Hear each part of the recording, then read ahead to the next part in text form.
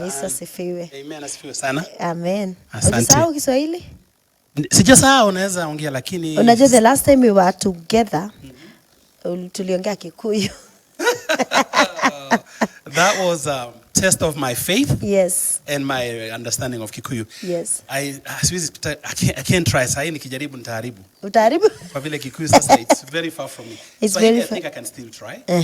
As long as nikubalisha nichanganye kidogo na Kizungu hapa na pale, then I'll be cool. As long as I can mix a little bit. Wow. Now, karibu sana. Asante. Yes, karibu sana. Let's see what happens today. Now, ni vizuri kuna watu wengi ambao wanajiuliza Jesse Maringa ni Afrika, ni Mkenya, ni South Africa, Maringa ni ya kutoka wapi? So kidogo utuambie umetoka wapi, kule Marekani unaishi state gani, na kidogo tofauti ya maisha yetu na ya kule, hata huduma ya muziki. Yes. Wow. Hilo swali kwa Kizungu nasema a loaded question. Yes. Kwa vile umeuliza maswali mengi in one lump sum question. Yes. So nitajaribu kuongea haraka bila kuchukua muda mwingi. Niseme kwamba mimi sijui ni kuangalia niangalie kamera. Angalia hapo kamera.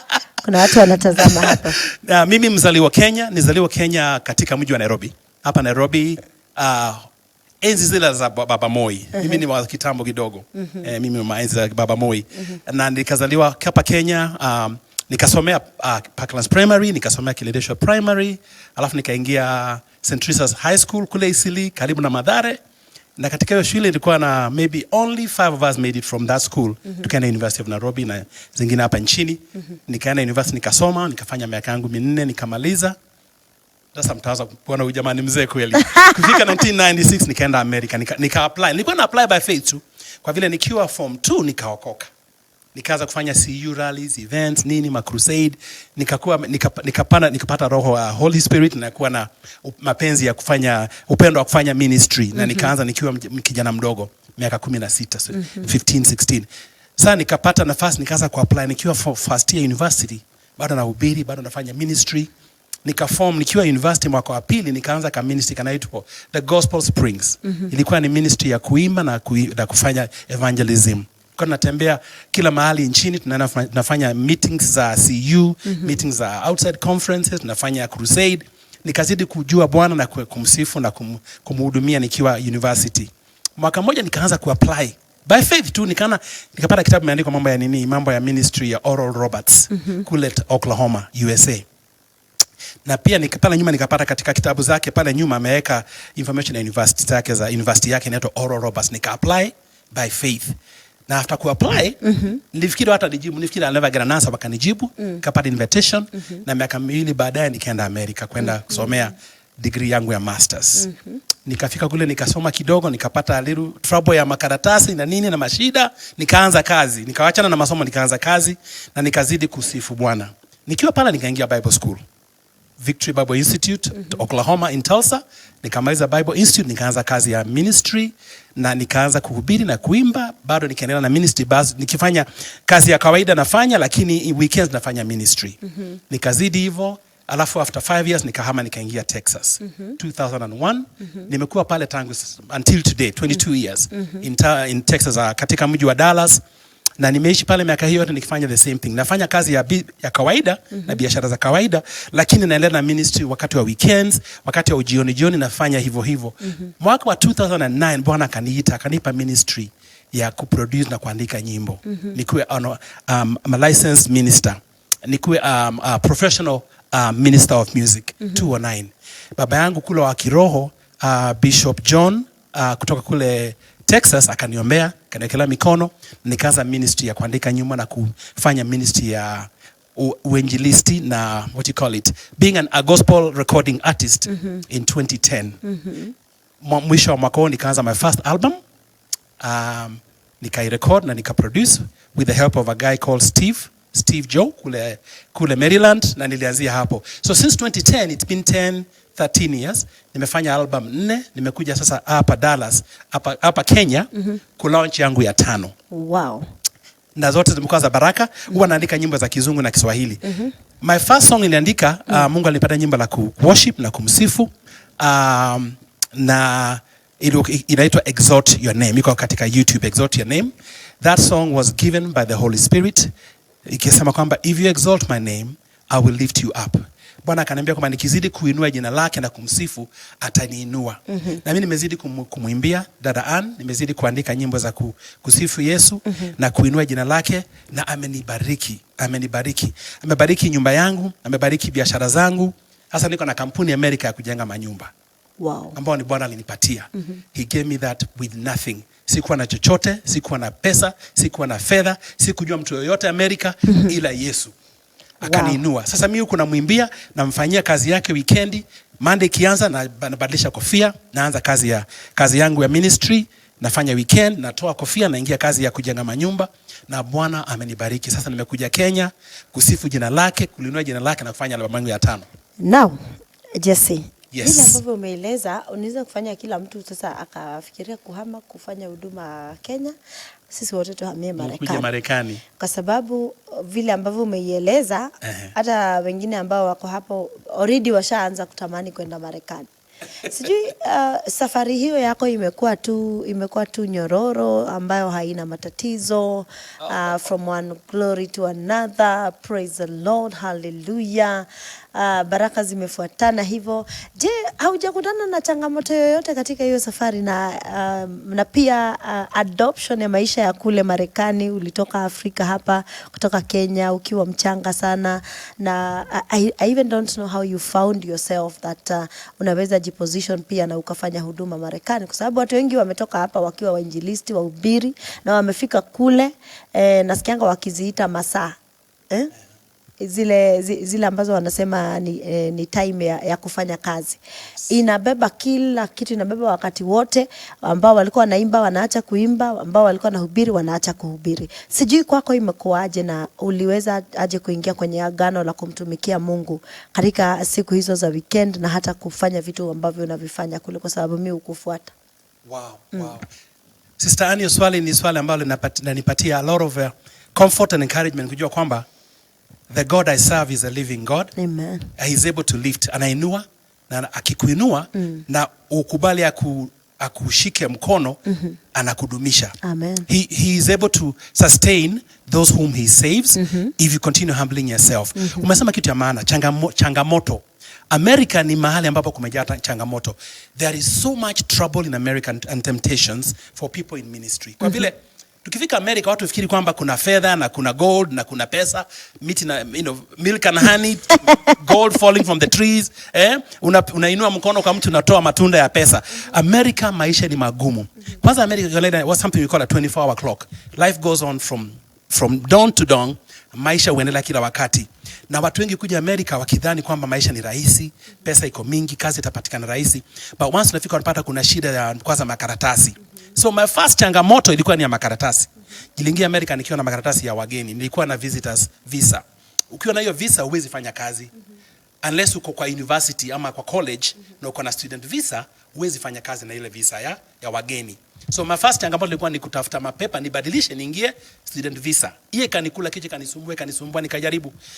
Within the first 6 months nikiwa Amerika nikapatiwa deportation letter. Ati nikaambiwa kwamba your papers expire za visitors visa B1, B2, inafaa sasa wewe urudisho kwenye nyumbani. Ukapate visa ya student ndivyo uingie shule. So the school I went to America kusomea, sikuanza kuingia kwa vile sikuwa na makaratasi. I didn't have my papers. So ikabidi nitafuta mbinu zingine na nikawacha shule, nikastop shule, nikasema sasa nitafanya nini? My friends akaniadvise the only way to survive America is to marry an American. Wewe American uweze kukaa hapa. Usipoa America utafukuzwa na utarudi. Sasa mimi nikasema mimi ni mwinjili, mimi I'm a preacher, minister of the gospel, nitafanya aje mambo kama hayo? Akaniambia hata wa preachers wanafanyanga the same thing. In fact that's how we survived. Tunawaa watu hapa, tunakaa, tunapata makaratasi na tunazidi kuishia Bwana. So mimi nikabidi nifanye vile. Nikatafuta mtu nikaoa. Na maisha yakawa magumu kwa vile alikuwa ameokoka, alikuwa pale shuleni pia, alikuwa ni student na alikuwa ni Mwamerika, lakini alinisumbua sana. Lakini maisha yakaendelea, nikazidi kulilia Bwana, nikasema Bwana, hii mambo ya makaratasi jikwisha, nitazidi kukuishia. So what helped me ni kwamba in the course of my temptations na trials na mashida na Mwamerika huyu, sikumwacha Bwana. Nilizidi kuishia Yesu, nikazidi kumuita, Yeye pia alikuwa ameokoka, so tukaenda kanisani pamoja. Mwaka moja kawisha, miili ya tatu nikapata pepa zangu za green card, nikakuja Kenya kutembea. Nilipokuja Kenya kutembea nikapata a new surge of energy, the joy of the Lord. Nikaona kule nimetoka nikasema I don't want to be here, kwa vile all my belongings ambazo nilikuwa nazo kabla nirudi America niliuza kila kitu. Sikuwa na chochote Kenya. So ikabidi mimi niseme hivi, nitarudi America nijikaze, nifanye bidii, Mungu aniinue katika America hiyo. Na nikarudi America nikazidi kuishia Yesu. Nilikuwa na shida zangu za marriage problems, nazijaribu kuzisolve nikiweza, nikishindwa namwachia Bwana. But the one thing ambao sijawahi wacha ni kuita jina la Yesu. Sijawahi sema nime backslide. Sijawahi sema kwamba Yesu hanikumbuki, Yesu hanipendi. Nafikiri I need to go back to the world. Sioni maana ya kurudi duniani kwa vile hakuna kitu there's nothing nimewacha nyuma ambao ningependa kurudia. There's nothing in the world that I could look back and say I think if I go back to the world and nitakunywa pombe nifurahie. Kwa vile mimi kabla niokoke nilikuwa kijana mdogo, nilikuwa sijai kunywa pombe, sikuvuta sigara, sikujua na mambo ya wasichana. So since nilikuwa nikiwa mdogo sana, I had nothing else to look back. So I kept looking up to Jesus. Maisha yakaendelea kukua hivyo. Marriage ikaenda hivyo. After miaka 10 marriage yangu iliisha, ikakuwa divorce. Na nasema tu kweli ndivyo Mungu anaweza kunibariki, kwa sababu kweli there's blessing in saying the truth. That's true. But I kept on serving God in the midst of all that. Huyu mama kanipelekesha hivi mpaka nikafungwa jela. Nikafungwa jela na what you call a false accusation, changamoto za America. Ikabidi mapastors wa Dallas waniokoe, wanitoe kule korokoroni, kwa vile alidanganya kwamba nimeabuse watoto.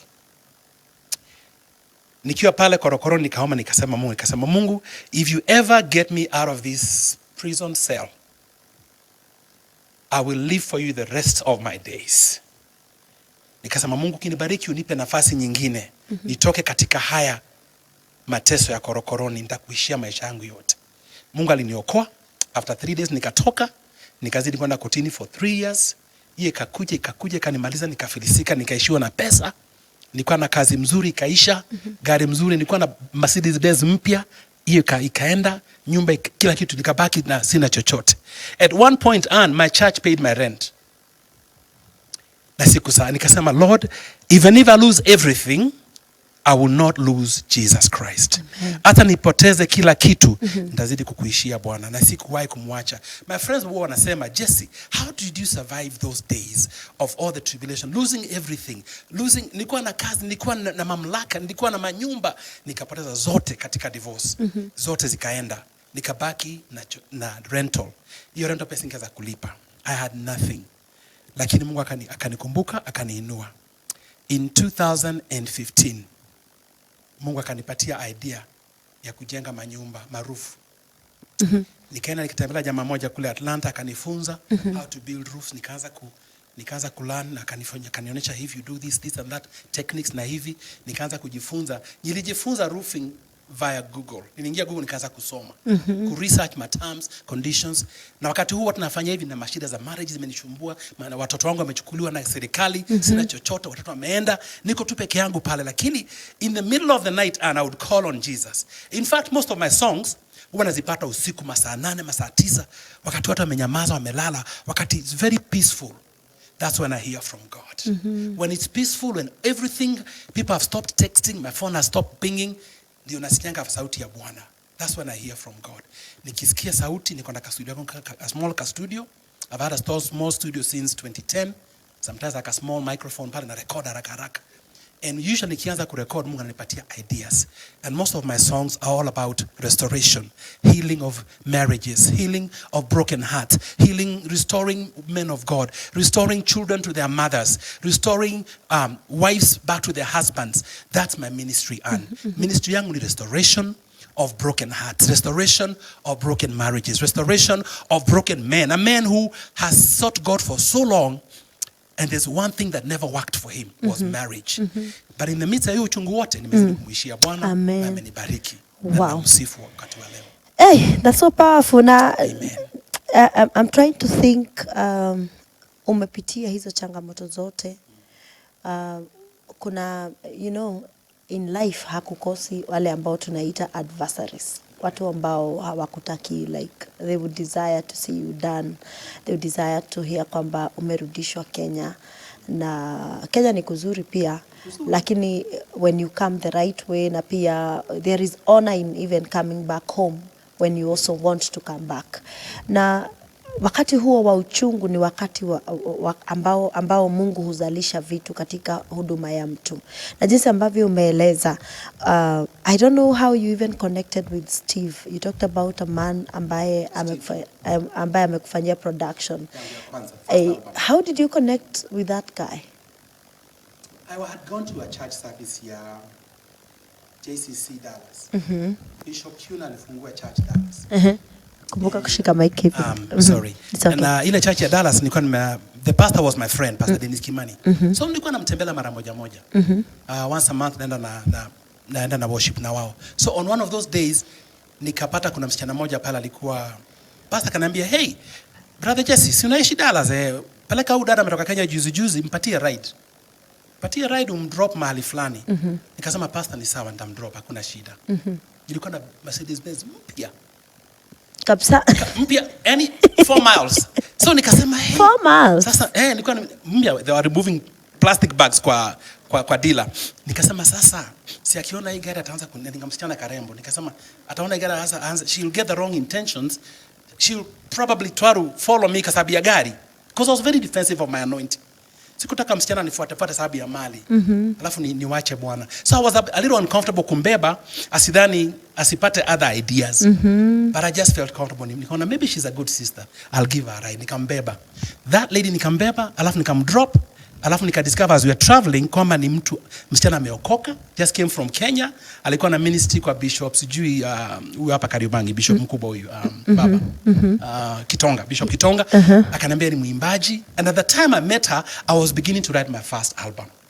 So nikamuuliza, would you like to do ministry together, like some songs? Akasema yes, I would love to. So from huyo msichana huyo dada Sarah, and Sarah if you're watching, may God bless you Sarah Sich in Dallas. Sarah kaniambia kuna jamaa mmoja anaitwa Steve Joe, ako kule Maryland, a very good producer. He can help us with our music.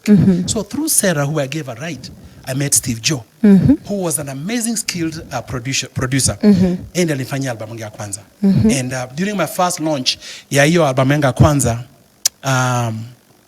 Steve Joe alikuja from Maryland. He came to my event na akakuwa my guest of honor, and we were so blessed to have him. Wow. And the rest is history. Through him and through Sarah I've met many open doors. Na Mungu amekuwa mzuri kwangu. Now when I listen to your story, napata kujua kwamba there is a place that God picked you. Na kabla uingie hewani tulikuwa tunakumbuka maandiko yako in Deuteronomy 6:10 ambayo inasema, when you get to that land flowing with milk and honey, with beautiful houses full of good things that you did not put, with wells that you did not dig, with vineyards that you did not plant, forget not I the Lord who got you out of Egypt, the land of captivity. Na nikisikia maandiko hayo huwa wakati mwingine nasikia kabisa nataka nikumbuke mahali Mungu alinitoa. Na umekumbuka sana mahali Mungu alikutoa wakati ambapo ulikuwa chini, marafiki wamepotea, watu wa karibu wamepotea. Hata kuna pia watu wa familia ambao pia they did not want to associate with you at that point. And today the Lord has lifted you again. Yes. There is the secret of again kukaa na Mungu hata wakati wa shida. Kuna hiyo siri, wakati ambapo unapitia changamoto na hali ngumu, unashikilia Mungu sana. Na umesema kuhusu mchungaji wako, I don't know the part he played in that very situation ambayo ingekumaliza. And even you said kwamba kuna wachungaji ambao walikuja pamoja wakakutoa jela. And you experienced prison. Uli experience ile ambayo ni kufungwa na kukaa ndani, mtu hana matumaini atatoka lini. And I don't know what you learned in terms of ministry and serving God. Those dark times zile kufundisha nini hasa? Wakati wa dark times and what kept me going ni unajua ukiwa korokoroni hauna hata hakuna Bible, hakuna scriptures, hakuna chochote. But nilikumbuka story ya Paul na Sila, nikakumbuka kwamba wakati walikuwa kule jelani korokoroni, the thing that helped them come out of that place miraculously ni kwamba wakumsahau Bwana. Fasting, they did not forget the Lord. They kept on remembering the Lord. Secondly, walizidi kuimba na kusifu. Paul and Silas walikuwa ni worshippers of the Most High God. So in the midst of their trouble and the lowest times, they continued to worship the Lord. Kumwimbia na kumuinua Bwana. And as they were praising him in the middle of the night, Bible inasema kwamba wakati wa usiku akimwimbia Bwana, milango ya gereza ikafunguka. Kulikuwa na shaking, kulikuwa na earthquake, kulikuwa na shaking. The doors opened, the prison, na wakasikia maishako zao zimeanguka, wako free. At first wakaogopa kutoka, wakasema tukitoka je, tushikwe alafu tupate shida nyingine. But at the age of God of the Lord akakuja akawaambia, you are free to go. Akawaongoza wakaondoka. So mimi nikiwa kule ndani mashida zangu, the thing that has helped me to stand until today is the secret of worship. Praise na pray. When you pray to God, you ask him to give you things. When you praise God, you praise him for what he has done. Unamwambia asante kwa kunibariki, asante kwa kuniponya. Thank you for blessing my children, my wife. That's praising. Lakini worship ndio sasa the next level. That's the innermost part of the ministry of a Christian. Ni worship. That's when now you praise God. You lift up his name for who he is. Hata kama hajafanya chochote, hata kama hauna hela, unamsifu kwa vile he is God. So mimi nililearn kwamba in my lowest moment, when I have nothing, when my friends wameondoka, my wife has gone, my kids have gone, the business is gone. That's the time I say, Lord, you are still God. Wewe bado ni Bwana. So the secret of worship. So my pastor, na namsifu Mungu kwa bishop wangu kule Dallas, Bishop Kingori, may God bless you, Bishop Jackson. He's the one who was the leader of the group ambao waliniokoa kule Jelani wakanitoa. Na at the time I was not even going to his church. I was going to a Mzungu church kule Dallas. But when I saw the acts of God through that man, nikasema, your God shall be my God. Your people shall be my people. Where you worship, I will worship. So nikamfuata huyu pastor, alikuwa bado sio bishop, and I've been with him for all these years. Now through him, my ministry may grow. Through him nimeona the leadership of a servant, akona servant's heart, and through him nimepata kujua my worship ministry has grown, my evangelism has grown. The good thing, nikiwa pale katika church ya Neema Gospel, I was free to travel whenever I needed to travel. Wow. Nikipata milango imefunguka kuja Kenya, kuja other states, other countries, my doors to praise God was always open. But the one thing I know people know me for is not my eloquence, is not my great praises, is not my great wealth. None of those. People know me and kwamba this man loves to worship God. Amen. So the secret of survival, and in America, in Kenya, in Australia, as a Christian, the secret is to learn how to worship God for who he is. And then number two, praise him for what he has done for you and your people, your family, your friends. And then next, thank him for his blessings. Thank him for his love. Thank him for salvation. Ukiishi maisha kusifu Bwana, your life will never be the same again, Anne. Because it's no longer you that live it, but him. But him in you. Wow, that's so powerful. Nataka tu kidogo tupatie utofauti wa kufanya huduma kule Marekani na hapa Kenya. Wakati umekuja hapa, ni nini wewe unaona tukiwa tofauti sana na kule? That's a good question. Kenya huwa ina kitu moja ambayo Amerika hawana. Hata warukaruke juu chini na juu waezi. Kuna kitu moja Western world cannot ever compare to Africa. It's called the reception of the gospel. Reception. Wa Kenya, wa Afrika, munapenda Mungu. Munapokea gifts, the gift of the Holy Spirit, and they are more received in Africa, in Kenya, than in America. America watu wana mapesa, manini, macheo, mateknolojia, wana mavifaa, kila mtu ana gari, kila mtu ana dini. So Americans trust in chariots more than they trust in God. Bible inasema, some may trust in chariots. Some may trust in horses. But I will trust in the name of the Lord. Kenyans wanapenda Mungu. Kwa vile Wakenya wengi hawana chochote. They have no horses, they have no chariots. So all they've got is who? The name of the Lord. So ukija kwa Kenyan church ambao mwingi wao ni maskini ama average people or below average, unapata kwamba their hearts are more open to receive from God than the Americans who have everything. Kuna vitu ambazo wa Kenya mnaomba usiku mkilia, mnaomba Mungu akuponye. Some things you pray for in Kenya, Americans wana apply some technology, wana resolve. Aya, sometimes tuko broke tunakuwa tuna mashida za mafedha na pesa sometimes. in America, people can go in online and get some loans or get some services to assist you with solving an issue. Kenya, we just have nothing but prayer. So in ministry ya kuja Kenya, huwa napata watu wana receive zaidi kuliko America because their faith is on another level, their faith is elevated, and they trust God wholeheartedly. Amen. That's so powerful. I want us to just have a moment niweze kutambua wawili watatu, alafu kisha utatueleza kuhusu muziki wako, nyimbo ambazo umeweza kuachilia in the recent past, na tutakuwa tunatamatisha kwa sababu sasa hivi ni saa 6:30 masaa ya Afrika Mashariki. Shanice Esther Shege, God bless you, pamoja na Mary Maya, Judy Mwaura, Mike Kasioki, asante sana. Wanja Genesis, Tahila Nkanja, God bless you. Wamboi Ngure, God bless you. Pastor Jane Wathika Daktari, God bless you. Asante sana. Wangare wa Githie, asante sana. Esi Juma, Ashiko Marinda, King Megan, God bless you.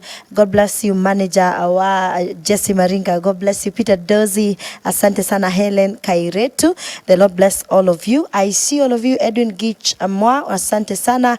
God bless all of you. Judy Mwaura, nimekuona kutoka Kasarani Job, asante. Now, Jesse. Yes.